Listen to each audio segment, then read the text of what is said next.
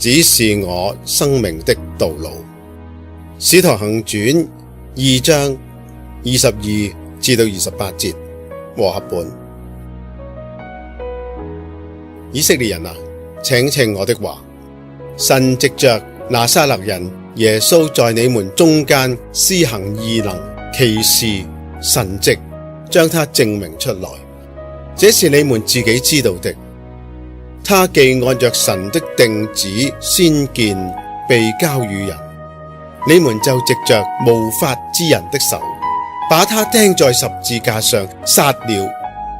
神卻將死的痛苦解釋了，叫他復活，因為他原不能被死拘禁。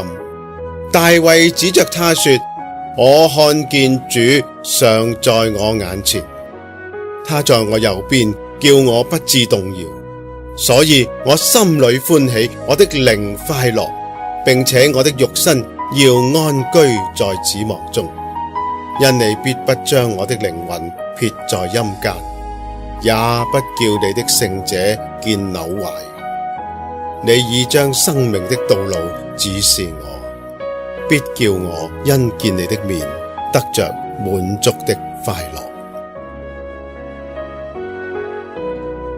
跟從主嘅人都領受寶貴嘅應許，主必指示佢嘅人生路。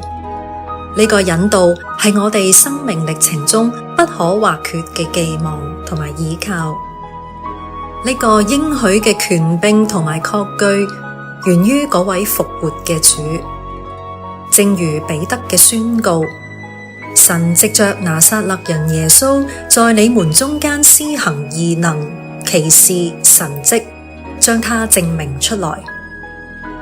他雖按神的旨意被釘在十字架上，但神卻將死的痛苦解釋了，叫他復活，因為他原不能被死拘禁。呢位勝過死亡、被神高舉嘅主，正係我哋人生路真實而可靠嘅引領者。因此喺人生嘅唔同階段，無論順逆，我哋都可以全然放心，因為主必與我哋同在，而且必指引我哋當行嘅路。不但如此，更令人興奮同埋感恩嘅係，喺呢段被主引領嘅路途上，佢要使我哋得着滿足嘅喜樂，而唔係憂傷同埋鬱悶。呢個係佢對跟從佢嘅人嘅心意，亦成為我哋嘅盼望同埋力量。正如大衛早早就深深領會嘅，因你必不將我的靈魂撇在陰間，也不叫你的聖者見朽壞。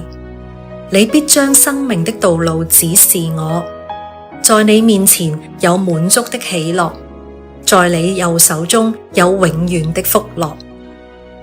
雖然我哋都尚未走完人生嘅旅途，但係基於復活基督已經成就嘅事實，同埋聖靈嘅內住，我哋都可以堅定去相信神冇食言啊，因為佢已經真實咁樣賜俾我哋好多嘅喜樂同埋滿足。